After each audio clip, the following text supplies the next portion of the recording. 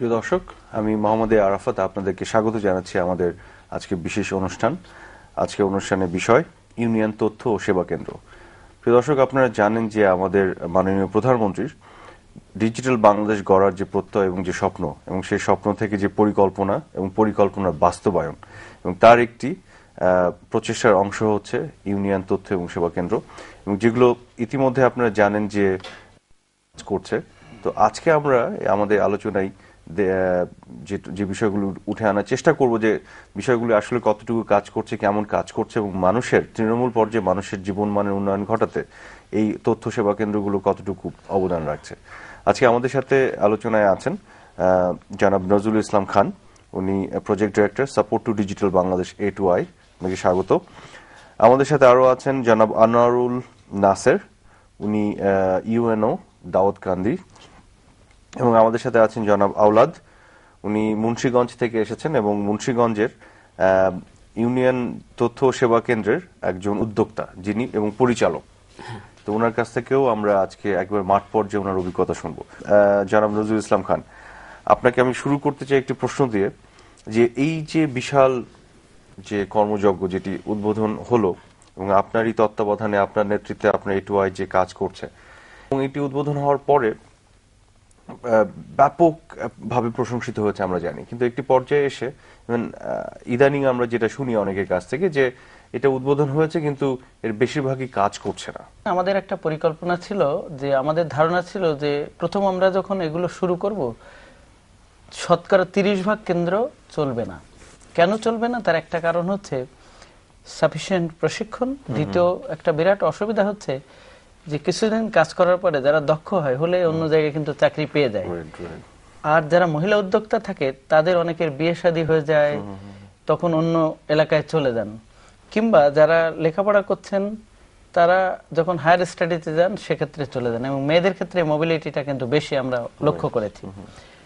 তো সেই জন্য আমরা লক্ষ্য নির্ধারণ করেছিলাম 30% কেন্দ্র চলবে না, এবং আস্তে আস্তে আমরা কমিয়ে আনবো। এবং আমাদের পরিকল্পনা ছিল প্রথমে কেন্দ্রগুলো সেট করা, এরপরে কেন্দ্রগুলো ফাইন টিউন করা, সুন্দরভাবে চালানো। আমরা দেখতে পাচ্ছি যে আমাদের পরিকল্পনার চেয়ে আমি মনে করি ভালোভাবে কাজ করছে। আমাদের এখন কোনো সময় 9, 10 বা 11% কেন্দ্র বন্ধ থাকে, আর বাকি সবগুলি সচল আছে। সবগুলি সচল। আপনি যদি একটা দুইটা কেন্দ্র, কিছুদিন আগে যেমন গাইবান্ধা থেকে একটা নিউজ এসেছিল, এবং আমরা চেক করে দেখেছি, ওখানে যদি আপনারা দেখেন কয়েকটা কেন্দ্রের কথা বলছে, কিন্তু অন্য কেন্দ্রগুলোর কিন্তু নাম বলিনি। সুতরাং আমরা দেখেছি যে এখন 9 to 10% কেন্দ্র, 9 থেকে 10% কেন্দ্র বন্ধ থাকে, এবং আমাদের আলটিমেট পরিকল্পনা হচ্ছে 3 থেকে 5 ভাগের ভিতরে এটা নামিয়ে আনা, এবং আমরা মনে করি 6 মাসের ভিতরে এটা করতে পারবো। কেন পারবো সেটা আমি ব্যাখ্যা দিচ্ছি। এবং এই কেন্দ্রগুলো কেন বন্ধ থাকে? বন্ধ থাকার কারণ হচ্ছে যে আমরা প্রশিক্ষণ দেওয়ার পরেও একটা লোক যদি চলে যায়, চলে গেলে নতুন একটা লোককে প্রশিক্ষণ দিয়ে রেডি করতে কিন্তু সময় লাগে। অবশ্যই। তো এই যে সময়ের ভিতরে কিন্তু একটা ভালো কেন্দ্র কিন্তু ভালোভাবে লাগে, সেজন্য আমরা একটা বিকল্প ব্যবস্থা নিয়েছি। বিকল্প ব্যবস্থা হচ্ছে 2 জন এখানে উদ্যোক্তা থাকবেন, এর পিছনে আরো 2 জন আসবেন যাবেন, এরা অ্যাপ্রেন্টিসের মতোই। তাহলে হবে কি, কেউ যদি চলে যান তাহলে সাথে সাথে আরেকজন এর টেক ওভার করতে পারেন। এটা একটা বিষয়। কিন্তু এছাড়া যন্ত্রপাতি খারাপ হতে পারে, মেরামত করতে 2-4 দিন লাগতে পারে, সে কারণে আমরা দেখেছি যে এই কেন্দ্রগুলো বন্ধ থাকে। এবং আমার দৃঢ় বিশ্বাস যে আমি 3 থেকে 5%-এর ভিতরে নামাতে পারবো, আরো কম হয়তো নামবে। আমার পরিকল্পনার চেয়ে কিন্তু আরো ভালো চলছে। আমি ওনাদেরকে একভাবে উত্তর দিই, সেটা বলি কি, দেখুন আপনি ভারতে গেছেন, আপনি বেনাপোল বর্ডার পার হয়ে দেখলেন যে একটা বাংলাদেশি মারা গেছে, তারপরে যদি আপনি মনে করেন যে সব বাংলাদেশি মারা গেছে, আমি আর দেশে ফিরবো না, তাহলে কিন্তু ঠিক হবে না। আপনাকে জানতে হবে অন্যদের অবস্থা কি। অর্থাৎ আপনি যদি একটা উপজেলার সব কেন্দ্রগুলো বিবেচনা করেন যে 10টা কেন্দ্রের ভিতরে কয়টা বন্ধ আছে, তাহলে আমি মনে করি সঠিক আছে। এবং যদি আমাদেরকে বলা হয় যে এই 2টা কেন্দ্র এই কারণে বন্ধ, তখন কিন্তু আমাদের বেশি সুবিধা হয়, সাথে সাথে আমরা মেজার নিতে পারি। এবং এটা ঠিক যে কেন্দ্র কিছু বন্ধ থাকে, তবে সকল কেন্দ্র বন্ধ থাকে এটা একেবারেই সঠিক নয়। এবং সঠিক নয় তার প্রমাণ হচ্ছে যে আমাদের কিন্তু প্রতি মাসে 2 কোটি টাকা আয় করছেন আমাদের উদ্যোক্তারা। এটা প্রথম যখন আমরা শুরু করেছিলাম তখন 30 লাখ টাকা, 20 লাখ টাকা আয় হতো। এখন 2 কোটি টাকা আয় হচ্ছে কিন্তু মাসে। এবং আমরা একটা গ্রাফ করেছি, আমাদের একটা সফটওয়্যার আছে কেন্দ্রে দেওয়া আছে, সেটাতে হচ্ছে কে কত আয় করছে সেটা পোস্টিং করা, যদিও অনেকে করতে চায় না, ভাবে অন্য অন্য অসুবিধা হতে পারে বেশি টাকা আয় দেখালে। তো সেখানেও আমরা দেখেছি একটা গ্রাফ করে, যে গ্রাফটা প্রায় 45 ডিগ্রি, মানে কন্টিনিউয়াস এটা বাড়ছে। আর এটা 3% আমরা কেন নামিয়ে আনতে পারবো, তার 1 নম্বর কারণ হচ্ছে যে আমরা আগামী 14 তারিখে জেলা ই সেবা উদ্বোধন করতে যাচ্ছি। তাহলে জেলাতে যখন এই সেবা হবে, তখন এই সেবাটা বসে নিতে চাইবে লোকে ইউনিয়ন তথ্য সেবা কেন্দ্র থেকে। ওখানে যখন লোক যাবেন তখন ওখানে আরো সচল থাকবে। আমি যদি ব্যায়াম করি তাহলে আমার রক্ত চলাচল হয়, আমার কোলেস্টেরল জমে না। আমার যদি সার্ভিস তৈরি হয় তাহলে সার্ভিস এখানে মানুষ ব্যবহার করবে, ব্যবহার করলে কিন্তু কেন্দ্র বন্ধ থাকবে না। অবশ্যই। আসলে এটা কি এভাবে বলতে পারি কিনা আমরা, যে বাংলাদেশের জন্য তো পুরো বিষয়টি একেবারে নতুন, যেখানে আমাদের প্রশাসনিক এবং ব্যুরোক্রেটিক জটিলতার দেখে আমরা অভ্যস্ত, সেখানে মানুষের দোরগোড়ায় সেই সেবাগুলোকে নিয়ে যাওয়ার যে ব্যবস্থা এবং তথ্য প্রযুক্তিকে যুক্ত করে, এবং সেটা করতে যে প্রথমেই সবকিছু ফুল প্রুফ সিস্টেমে করা যাবে তা তো নয়। জাপানের মতো দেশেও কিন্তু 100% চলে না, এবং এটা আমি আপনাদেরকে আশ্বস্ত করতে পারি। আপনি পাশের যে কোনো দেশে যান, ভারত হোক, পাকিস্তান হোক, বা যে কোনো পাশের দেশে যে আমাকে দেখান, বা নেপালেও, যে তারা এরকম গ্রামে এরকম কেন্দ্র করেছে, গ্রামে থেকে সেবা পাওয়া যায়, সেটা কিন্তু নাই। তাদের আছে কি, তাদের বড় বড় অফিসগুলো কিন্তু অটোমেটেড হয়েছে, কিন্তু একদম গ্রাম থেকে সাধারণ লোককে টার্গেট করে এটা করা হয়নি। না না, অ্যাবসলিউটলি। তাহলে মানে এমন হতে পারে যে একটি বা দুটিকে দেখে ওই যে সেই আপনার 10% এর মধ্যে যেগুলো পড়ে সবগুলোই বন্ধ, এরকম একটি ধারণা করা। দেখুন, গাইবান্ধাতে আমি দেখেছি 20,000 টাকা আয় হচ্ছে প্রতি মাসে, এরকম কেন্দ্র আছে, কিন্তু সেগুলো বলা হয়নি। 2টা কেন্দ্রের কথা বলা হয়েছে, এবং যখন বন্ধ হয় তখনই যদি আপনি লেখেন সেটা লিখতে পারেন। কিন্তু এটা ঠিক যে কিছু কেন্দ্র সবসময়, মানে কোন কোন সময় বললেন যে আপনাদের পরিকল্পনা অংশেই ছিল যে শুরুতে যখন আপনারা এত ব্যাপকভাবে শুরু করছেন, কিছু বাস্তবিক সীমাবদ্ধতার কারণে হয়তো 30% এর মতন বন্ধ থাকবে, যেটা আপনাদের পরিকল্পনার অংশ ছিল। কিন্তু আপনারা দেখেছেন যে আপনারা আসলে সাফল্যের সাথে এটিকে কমিয়ে 9 থেকে 11% এর মধ্যে রেখেছেন, এবং যেটা আপনি বলছেন যে কমিয়ে আরো 3% নিয়ে আসবেন, যেটি হয়তো সবসময় থাকবে, কারণ এটা বাস্তবসম্মত। আমাদের আরেকটা পরিকল্পনা ছিল, যখন আমাদের ইউনিয়ন পরিষদে ইলেকশন হয়েছে তখন আমরা ধরে নিয়েছি যে যখন ইউনিয়ন পরিষদের ইলেকশন হবে তখন নতুন চেয়ার ওখানে আসবেন, আসলে আগের চেয়ারম্যানের সাথে অনেক সময় রাইভালরি থাকে, বা আগের চেয়ারম্যানের কাজে হয়তো সহযোগিতা করতে পারে, সেখানেও একটা সমস্যা হবে কিন্তু ইন্টারফেসিং এর। এবং আমরা দেখেছি সত্যি সত্যি প্রায় আমাদের প্রেডিকশনের কাছে কাছে 15% কেন্দ্রে প্রায় কাছাকাছি এরকম সমস্যা অ্যারাইজ করেছে। তখন আমরা জেলা প্রশাসকদের বলেছি, নেগোশিয়েট করার চেষ্টা করেছি। 2-1টা ক্ষেত্রে এমনও হয়েছে নেগোশিয়েট করা যায়নি, চেয়ারম্যানরা কিছুতেই টলারেট করতে চায় না। আমরা এরকম কয়েকটা কেন্দ্র জানি খুবই ভালো চলছিল, কিন্তু কয়েকজনে কিছুতেই টলারেট করতে পারছে না। তখন আমরা বলেছি ঠিক আছে, তাকে রাখো, তুমি যদি তাকে না পছন্দ করো আরো 2 জনকে দাও, যে ভালো করবে সেই থাকবে। তারপরে অনেক ক্ষেত্রে মানতে চান না, মানে কিছু বাস্তবিক সমস্যা জায়গাগুলো আছে, সীমাবদ্ধতা। কিন্তু আমরা দেখেছি যে এটা যদি আপনি ভিজিল্যান্ট হন, চেষ্টা করেন, বোঝানোর চেষ্টা করেন, জেলা প্রশাসক এবং পার্টিকুলারলি উপজেলা নির্বাহী অফিসার যদি সচেতন হন, চেষ্টা করেন, তাহলে কিন্তু এটা অনেক মিনিমাইজ করা সম্ভব। 100% হয়তো এইসব সমস্যার সমাধান করা সম্ভব না, কিন্তু 2-3% এর ভিতরে আনা সম্ভব। আপনার যে ইউনিয়ন, তার আওতায় কতগুলি এই তথ্য সেবা কেন্দ্র আছে? দাউদকান্দি উপজেলাতে 15টা ইউনিয়ন, 15টা ইউনিয়নে 15টা তথ্য সেবা কেন্দ্র আছে। তো এগুলো চালু হয়েছে গত 11ই নভেম্বর, মাননীয় প্রধানমন্ত্রী উদ্বোধন করেছিলেন গত বছর।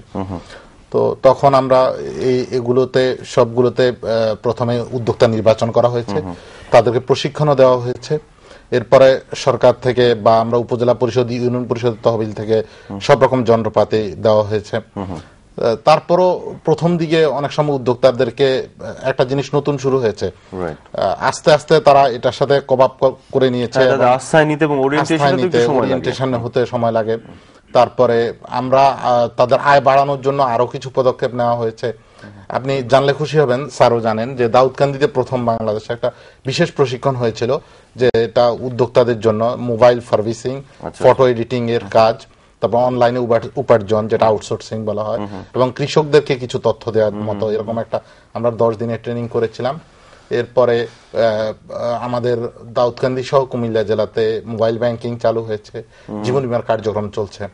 আমরা এছাড়াও যে এটা তো হলো আমাদের মানে সাপ্লাই সাইডের যে দিকগুলো আমরা যাতে মানুষের মধ্যে চাহিদা তৈরি হয় সেজন্য কিছু আমরা পদক্ষেপ নেওয়ার চেষ্টা করেছিলাম। সেটা হলো, স্যার আগেই বলেছেন যে কোনো মিটিং এ গেলে আমরা ইউনিয়ন তথ্য সেবা কেন্দ্রগুলোর কথা বলি। এর বাইরেও আমরা প্রত্যেকটা ইউনিয়ন আলাদাভাবে ইউনিয়ন পরিষদের চেয়ারম্যান, ওয়ার্ড সদস্য, তারপর আমাদের গণ্যমান্য ব্যক্তি, শিক্ষকদেরকে নিয়ে বিশেষ করে আমরা করেছি, মত বিনিময় সভা করেছি। আমরা স্কুল ছাত্রছাত্রীদেরকে ইউনিয়ন তথ্য সেবা কেন্দ্রের সাথে পরিচিত করানোর জন্য ওদেরকে নিয়ে এসে ইমেইল খুলে দিয়েছি, যাতে একটা ওরিয়েন্টেশন হয় ওদের ছাত্রছাত্রীদের। ওদেরকে ডেকে এনে কম্পিউটার প্রশিক্ষণ দেওয়া হয়। তারপর এরকম আরো অনেকগুলো পদক্ষেপ আমরা নিয়েছি। যেরকম অনেকগুলো ইউনিয়ন পরিষদের ভবন নাই, সেসব ক্ষেত্রে আমরা গুরুত্বপূর্ণ বাজারগুলোতে নিয়ে এসেছি ইউনিয়ন পরিষদ। আর প্রচারণার অংশ হিসেবে আমরা যেটা করেছি, মাল্টিমিডিয়া প্রজেক্টরকে ব্যবহার করার চেষ্টা করেছি, যে মাল্টিমিডিয়া প্রজেক্টর বড় পর্দায় একসাথে অনেক লোক দেখতে পারে। বিশেষ করে ক্রিকেট খেলার সময়, বিশ্বকাপ ক্রিকেটের সময় আমি তো অনেক জায়গায় নিজে গিয়েছি, হাজার হাজার দর্শক দেখেছি, যাতে জনগণের মধ্যে সাড়া পড়ে। এই পদক্ষেপগুলো ওই সময় নেওয়া হয়েছিল। আমি কোন কোন ক্ষেত্রে দেখেছি যে তারা মাইকিং করে দিয়ে বলছে শুক্রবারে ফ্রি সার্ভিস। তো শুক্রবারে দেখা যায় অনেক লোক আসছে, 200 লোক আসছে, সবাইকে দিতে পারছে না, ঠিক আছে কালকে আরো আসুক। তারপরে কিন্তু জানাজানি হয়ে যাচ্ছে, তখন প্রচুর লোক হচ্ছে। নাটোরে এরকম কেন্দ্রে কিন্তু এরকম হচ্ছে। সুতরাং এটাও কিন্তু আমরা শিখছি, কিন্তু কোন কোন ইউনো কোন কোন উদ্যোক্তার কাছে শিখে আমরা অন্যদেরকে বলে দিচ্ছি। যেমন আমরা দেখেছি একটা প্রশিক্ষণ হয়েছে, কেউ কেউ পারছেন না, তখন আমরা বলেছি কি যে 1 মাসের ভিতরে রিফ্রেশার ট্রেনিং আবার করে দাও। যদি 3 মাস পরে করে তাহলে কিন্তু সে হতাশ হয়ে যায়। কিন্তু আমরা দেখেছি 1 মাসের ভিতরে রিফ্রেশার করলে সে বুঝতে পারে, আরো সাহস পায়। এবং সবচেয়ে বড় কথা যে তারা যখন অন্যদেরকে প্রশিক্ষণ দিলে তারও কিন্তু কম্পিটেন্সি বাড়ছে এবং রিসোর্স তৈরি হচ্ছে লোকাল লেভেলে। প্রত্যেকটা উদ্যোক্তার কাছে ওই ইউনিয়নের প্রবাসীর তালিকা আছে। সে যে কোনো সময় যে কোনো প্রবাসীর মানে কে যেহেতু সে লোকেট করতে পারতেছে, তার চাহিদাগুলো, যেরকম সে বিদেশে কথা বলতে পারে ভিডিও কলের মাধ্যমে, তার আত্মীয় স্বজন যদি কারো হাজবেন্ড বিদেশ থাকে, ওয়াইফ বাচ্চারা সে ভিডিও কলের মাধ্যমে কথা বলতে পারে, ইমেইল করতে পারে। এবং আমাদের উদ্যোক্তারা এখন কাস্টমার চিনতে পারে যে কাকে সে করতে পারবে। তৃণমূল পর্যায়ে মানুষরা যারা এই সেবা নিচ্ছেন তারা কি খুশি? তারা খুশি। এটা আমি তাহলে একটা উদাহরণ দিয়ে বলি। আপনারা জানেন যে লিবিয়াতে যুদ্ধ শুরু হওয়ার পর বহু লোক লিবিয়া থেকে ফেরত এসেছে। তো ফেরত আসার পরে আমি দাউদকান্দির গৌরীপুর কেন্দ্রের কথা বলি, ওইখানে অনেকজন, এবং আমাদের কুমিল্লা জেলার বাইরে থেকেও লিবিয়া ফেরত যারা ওনারা এসেছেন, যে একটা সংস্থা আছে রামরু, তা ওনারা যারা লিবিয়া থেকে ফেরত আসে ওনাদেরকে কিছু সহযোগিতা করবে, কিন্তু আপনার ইন্টারনেটের মাধ্যমে ডাটা এন্ট্রি করে রামরুতে সেন্ড করতে হবে। তো ওই লোকগুলো এসে আমাদের ওই উদ্যোক্তার সাথে কথা বলে ওই ডেটাগুলো, তার পাসপোর্ট নাম্বার সবকিছু দিয়ে এন্ট্রি করেছে, এবং পর্যায়ক্রমে এখন তারা টাকা পাচ্ছে, অনেকে 50,000 করে টাকা পেয়েছে। তো জনসাধারণের মধ্যে একটা মানে তৈরি হচ্ছে আর কি, সচেতনতা তৈরি হচ্ছে। তার মানে আমরা দেখতে পাচ্ছি যে তৃণমূল পর্যায়ে মানুষের মধ্যে উৎসাহ আছে, তারা সুবিধা পাচ্ছে, এবং মোটামুটি 90% এই সেন্টারগুলি ফাংশনও করছে। তাহলে আমরা যারা শহর ভিত্তিক এই মানুষ যারা এই ধরনের একটা ধারণে বসে আছি, আমাদের তো এক্সপিরিয়েন্সটা এবং গ্রাম পর্যায়ে মানুষের যে অভিজ্ঞতা একরকম হচ্ছে না। দেখুন, এটা আমাদের দেশে বোধহয় এটা নেগেটিভ ভাবে দেখে। আমি একটা উদাহরণ প্রায় দিই, সেটা হচ্ছে আপনি যদি রাস্তাও কোথাও স্লিপ করে পড়ে যান, আপনাকে তুলে কিন্তু মাজায় ডলাডলি করে বলবে যে আপনার কোথায় লেগেছে, কোথায় ব্যথা পেয়েছো। কিন্তু আপনি দেখেন, আমি দেখেছি যে উন্নত বিশ্বে বা অনেক যেখানে শিক্ষা বেশি, সেখানে যদি কেউ এরকম স্লিপ করে পড়ে যায়, তাকে তুলে বলা হয় আর ইউ অলরাইট, তখন তুমি সঠিক আছো কিনা, তোমার কোথাও ব্যথা লাগেনি, এটাই ধরে নেওয়া হয়। সুতরাং এটা কিন্তু আমাদের দেশের ইউজুয়াল জিনিস, এখানে মনে করলে কিছু হবে না। আমাদের দেশে কিন্তু একটা নাটকে যদি দুঃখ কষ্ট বিরহ থাকে, তাহলে কিন্তু খুব লোকে মজা পায়। পরে আমাদের যে প্রচেষ্টাটি হচ্ছে যে এই যে সাফল্য থেকে উৎসাহ তৈরি করার প্রয়োজন আছে, ইন্সপিরেশন, যাতে করে আরো বড় কিছু অ্যাচিভ করার দিকে সাধারণ মানুষের পার্টিসিপেশন। এই কারণেই আমি এই কথাটি বারেবার নিয়ে আসছি। তো আমি এই পর্যায়ে আমাদের সাথে আছেন জনাব আওলাদ, উনি নিজে একজন উদ্যোক্তা এবং আপনি নিজে একটি পরিচালক হিসেবে একটি সেন্টার চালাচ্ছেন। আপনি আপনার অভিজ্ঞতা থেকে বলুন যে আপনি কতদিন হলো আপনার এইটি? আপনি শুরু থেকে 2010 সালের 11 নভেম্বর উদ্বোধন এর সময় থেকে আমি কাজ করছি। আচ্ছা, আপনার কেমন লাগছে? খুব ভালো। আচ্ছা, এবং আপনি আমাদের একটু বলুন যে সাধারণ মানুষের গ্রাম পর্যায়ে কেমন আপনি পাচ্ছেন, সাড়া পাচ্ছেন কেমন? সাধারণ জনগণের যে সেবা আমরা দিচ্ছি সেটা মাঠ পর্যায়ে সরাসরি, সেখানে জনগণ সেবা পেয়ে খুব খুশি। এরকম দু একটা উদাহরণ দেই, যেমন আগে এই তথ্য কেন্দ্র স্থাপনের আগে আমাদের এলাকার স্কুল কলেজ যেগুলো ছিল, কিন্ডারগার্টেন, প্রাইমারি, প্রাথমিক বিদ্যালয়, এরা ঢাকায় এসে বিভিন্ন ধরনের কাজ করাতো, ইন্টারনেটের কাজ, ফটোকপির কাজ, কম্পোজের কাজ, যে ঢাকায় এসে যে সস্তায় কম মূল্যে করতো, কিন্তু তাদের কি করতে হতো, সময় ব্যয় করতে হতো, শ্রম দিতে হতো। সেই কাজটাই আমরা কি করতেছি, তথ্য কেন্দ্রের মাধ্যমে ওই ঢাকার খরচে তাদেরকে সময় বাঁচিয়ে দিচ্ছি, শ্রম কমিয়ে দিচ্ছি, সেই ঢাকার খরচে দিতে পারছি। এবং এমনকি গ্রাম অঞ্চলে যে সাধারণ দোকানগুলো আছে, সেই দোকানে যে কাজ 25 থেকে 30 টাকা করতে পারতেছে, সেই কাজ আমরা 15 টাকা দিচ্ছি। আচ্ছা, হ্যাঁ। আবার সাধারণ জনগণের ব্যাপারে একটা পাসপোর্ট হাতে বিদেশ, পরিবহন খরচ সহ যদি আমরা সর্বনিম্ন ধরি 150 থেকে 250-300 টাকা খরচ হয় বাইরের দোকান থেকে পাঠাইতে হলে, সেই কাজটা আমরা 60 থেকে 80 টাকার মধ্যে করে দিতে পারছি। এটা পেয়ে তারা খুবই আনন্দিত। এবং জনগণের মধ্যে থেকে একটা সাড়া পাচ্ছেন আপনারা। হ্যাঁ, এবং মোটামুটি এখন সাধারণ মানুষরা জানে যে এই সেবা কেন্দ্র থেকে এই সেবাগুলি তারা পেতে পারে, যেগুলো আগে তাদের জন্য অনেক কঠিন ছিল, এখন অনেক সহজ হয়ে গেছে। এবার আপনাকে যে প্রশ্নটি করতে চাই যে এই যে উদ্যোগটা, এটি তো সরকারি উদ্যোগ অবশ্যই, এবং আজ এই উদ্যোগের নেতৃত্বে যারা আছেন, আপনার সামনে বসেও আছেন, আপনার সামনে আছেন এবং ইউনো সাহেবও আছেন উপজেলা পর্যায়ে একেবারে। এখন আপনি আমাকে বলেন যে আপনি তাদের কাছ থেকে কেমন সহযোগিতা পাচ্ছেন, সরকারের কাছ থেকে কেমন সহযোগিতা পাচ্ছেন, আপনি নিজে খুশি কিনা? হ্যাঁ, খুশি। এবং আপনি আগে কি করতেন এবং এই কাজের প্রক্রিয়ার মধ্যে থেকে আপনার কি মনে হচ্ছে যে আপনি নিজেকে কর্মসংস্থানের মধ্যে নিয়ে এসেছেন? অবশ্যই। এবং আপনি একটি ভালো কাজ করছেন, মানুষকে সেবা দিচ্ছেন, এবং আমার কত টাকা ইনকাম করে এটা শুনলে একটা কত টাকা ইনকাম করছেন সেটাও আমরা জানতে চাই। এখানে যখন কেন্দ্রটা রানিং হয় 11 তারিখ, আমার 11 তারিখ থেকে জানুয়ারি পর্যন্ত ইনকাম ছিল 5 থেকে 6 হাজারের মধ্যে। এখন আমার এটা 20-এর উপরে, 20 থেকে 25-এর মধ্যে গড় আয় হয়। 25,000 কত দিনে? এটা আর কি মাসে, এটা কি গড় আয়। তার মানে ইনকাম বেড়েছে, সেটা কিন্তু একটা ইন্ডিকেটর যে সেবা নেয়ার প্রবণতা বেড়েছে। হ্যাঁ, অবশ্যই, সেবা না নিলে তো ইনকাম করতে পারবে। এটি একেবারে প্রত্যেক দিক থেকে উইন উইন একটা সিচুয়েশন। মানুষ সেবা পাচ্ছে, এদিকে আপনি কর্মসংস্থানের সুযোগ তৈরি হচ্ছে, এবং আমার নিশ্চিত যে আপনার সামাজিক এক ধরনের আপনার ইয়েরও পরিবর্তন হয়েছে, মর্যাদার যে বিষয়গুলি আপনি, কারণ একটি প্রেস্টিজিয়াস একটি বিজনেস, সম্মানজনক একটা বিজনেসের মধ্যে আপনি আছেন এবং আপনার ইনকামও আপনি বাড়াচ্ছেন। তো আপনার আশেপাশে অন্যান্য যে কেন্দ্রগুলি আছে সেগুলো দেখার সুযোগ হয়েছে আপনার? হ্যাঁ, অবশ্যই। এবং সেগুলো কেমন চলছে? সেগুলো চলছে ভালো চলছে। এবং সাধারণ মানুষ ওই যে স্যার যে উদাহরণটা, কিছু সমস্যা তো থাকবেই, এছাড়া মোটামুটি মানে বৃহত্তর পরিসরে সব চলছে মোটামুটি। আচ্ছা আচ্ছা, না আমি আপনার এই মতামতটা নেওয়া দরকার ছিল, কারণ আপনি তো গ্রাম পর্যায়ে একবার নিজে পরিচালনার দায়িত্বে আছেন এবং উদ্যোক্তা হিসেবে আছেন। সরকার তো একেবারে শুরুতে একটি ব্যবস্থা করে দিয়েছে, আপনি একটু বলেন যে কি কি দিয়েছে এবং তারপরে আপনি এটাকে বাড়িয়েছেন কিনা, বর্ধিত করেছেন কিনা, বা কেন করলেন? হ্যাঁ, আমাদেরকে প্রথমে একটি computer set, scanner, UPS, webcam, একটা মডেম দিয়ে আমাদের কাজ শুরু হয়েছে। এরপরে আমরা যখন দেখলাম যে আমাদের এলাকার যুবকদের কম্পিউটার প্রশিক্ষণের প্রয়োজন, সেক্ষেত্রে আমরা ওই একটা কম্পিউটার না রেখে আরো 5টা কম্পিউটার যোগ করলাম নিজেদের উদ্যোগে। এর সাথে আরেকটা যোগ করছি জেনারেটর। তার মানে আপনারা আসলে পরিচালক থেকে উদ্যোক্তায় পরিণত হচ্ছেন এবং এন্টারপ্রেনার এই কারণে বলা হচ্ছে, এবং আপনারা দেখছেন যে এটার মধ্যে যথেষ্ট সম্ভাবনা আছে। আমি মনে করি যে এই যে এগুলো তো সাফল্যের যে গল্পগুলি, সাকসেস স্টোরিগুলি, এগুলোর প্রয়োজন আছে আমাদের সমাজে, আরো মানুষের শোনার এবং জানার, কারণ সেখান থেকে আর উৎসাহ এবং ইন্সপিরেশন পায় মানুষ। ভালো কাজ, ভালো উদ্যোগ, এবং করতে যে সামাজিক এবং বাস্তবিক সমস্যার সীমাবদ্ধতা যেটা আপনি বললেন, সেখানে কিছু চ্যালেঞ্জ আমরা মোকাবেলা করি। সেই চ্যালেঞ্জগুলোকে আমরা ব্যর্থতা না বললে চ্যালেঞ্জ বললেই ভালো, প্রতিবন্ধকতা বললেই ভালো, এবং সেগুলোকে উতরে যে আবার সাফল্যের দিকে যাওয়া, সেই বিষয়গুলি আমরা আসলে আরো জনসমক্ষে তুলে ধরা দরকার, মানে দেশবাসীর কাছে।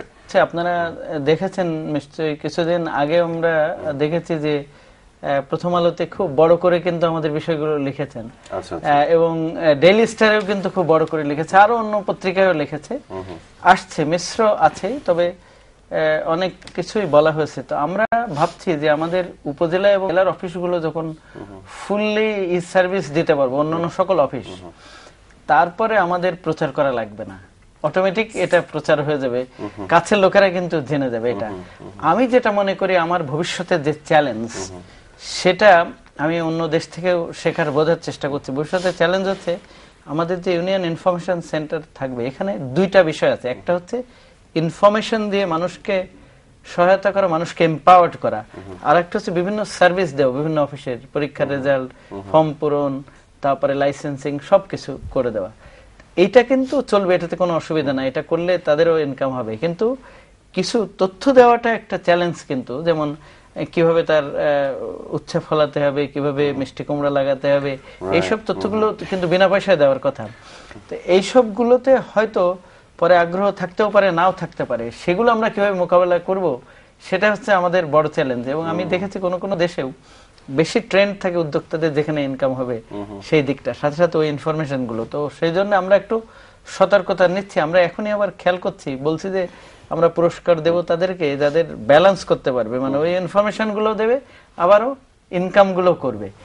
সেটা আমি মনে করি একটা বড় চ্যালেঞ্জ। দ্বিতীয় আর একটা বড় চ্যালেঞ্জ হচ্ছে যে আমাদের একটা পপুলেশন রেজিস্টার এবং ডিপার্টমেন্টাল রেজিস্টার দরকার। আমি যদি সেবা দিতে চাই যে কোনো অফিস থেকে, তাহলে কিন্তু যে লোকটা আসলো তার আইডেন্টিটি লাগবে, সেটাকে একটা কোর পপুলেশন রেজিস্টার লাগে। আর একটা হচ্ছে যে অফিসের সেবা দিতে চাই সেই বিষয় সম্পর্কে কিছু তথ্য কিন্তু লাগবে, আগের থেকে প্রায়র থাকবে। এই তথ্যগুলো যদি থাকে তাহলে দুর্নীতি বা হয়রানি হবে না।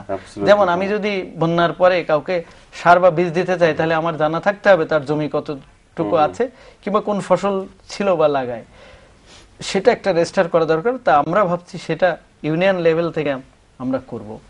এটাও আমাদের একটা বড় চ্যালেঞ্জ, তার কারণ ব্রাজিল করেছে $40 বিলিয়ন দিয়ে, আমরা কিন্তু এত টাকা খরচ করতে পারবো না। আমরা কম টাকা খরচ করে আমরা চিন্তা করছি গেরিলা পদ্ধতিতে করব। আমরা এই কলামগুলো তৈরি করে আমরা মাঠে পাঠিয়ে দেব, মাঠে পাঠিয়ে দিয়ে এটা করব। তো আমার কাছে মনে হচ্ছে যে তথ্য সেবা কেন্দ্র বা যে গ্রাম পর্যায়ে তথ্য প্রযুক্তি, এটা তো হবেই, এটা সময়ের দাবি। এখন আমরা কত দ্রুত এটা এগিয়ে নিয়ে যেতে পারি, এটাই হলো বিষয়। এটা কোনো একদিন মানে এটা সাকসেসফুল হবেই, কিন্তু আমাদের এটা তাড়াতাড়ি নিয়ে যেতে হবে। আর এটার মাধ্যমে আমার কাছে যেটা মনে হয়েছে যে অনেক ব্রিটিশ আমল থেকে আমরা যেটা শুনি যে প্রশাসনের সাথে জনগণের একটা দূরত্ব, এটা অনেক দূর কমে এসেছে। এবং এখানে আমরা যেগুলো জানতে পারছি যে এই তথ্য সেবা কেন্দ্রগুলো আমরা যেটি দেখলাম যে সরকারের সাথে তৃণমূল জনগণের দূরত্ব যেমন কমিয়েছে, একই সাথে সরকার কাঠামোর মধ্যে এক ধরনের স্বচ্ছতা এবং স্বচ্ছতার মাধ্যমে জবাবদিহিতা তৈরি করার মাধ্যমে দুর্নীতি দূর করার একটি যে জায়গায় আমরা এসে দাঁড়িয়েছি। তো সবকিছু নিয়ে এটি আমরা দেখতে পাচ্ছি বাংলাদেশকে এগিয়ে নিয়ে যাওয়ার জন্য এর যে অবদান, এটি অপরিসীম হবে। তবে একই সাথে আমি যেটি এই অনুষ্ঠান থেকে আহ্বান জানাতে চাবো যে সঠিক তথ্য আমাদের জানতে হবে। এই যে উদ্যোগগুলি আছে গোটা বাংলাদেশ জুড়ে ইউনিয়ন পর্যায় পর্যন্ত মানুষ যেখানে খুশি, যারা উদ্যোক্তা তারা খুশি, এবং এই যে সাকসেস স্টোরিগুলোকে আমাদের আসলে সঠিকভাবে উপস্থাপন করতে হবে বাংলাদেশের অন্যান্য সবাইকে আরো উৎসাহিত করা এবং ইন্সপায়ার করার জন্য। এবং এইখানে আমাদের আসলে দেখতে হবে যে যারা এই উদ্যোগের সাথে আছেন, জনাব নজরুল ইসলাম খান বারেবার বলেছেন যে কম খরচের মধ্যে তারা করার চেষ্টা করছেন। বারেবার উনি বলেছেন যে কোথায় সীমাবদ্ধতাগুলি আছে, বাস্তবিক সীমাবদ্ধ এবং চ্যালেঞ্জগুলি, সেগুলো সামনে রেখে এগিয়ে যাওয়ার যে প্রচেষ্টা, এখানে আমাদের মনে হয় এই প্রচেষ্টার সাথে যারা আছেন তাদেরকে আরো উৎসাহিত করা, সব ধরনের সহযোগিতা দেয়া আমাদের দায়িত্বের মধ্যে পড়ে। কারণ এই কর্মপ্রক্রিয়ার মধ্যে এটি সাফল্যমণ্ডিত হলে বাংলাদেশ এগিয়ে যাবে। আপনাদের সবাইকে ধন্যবাদ।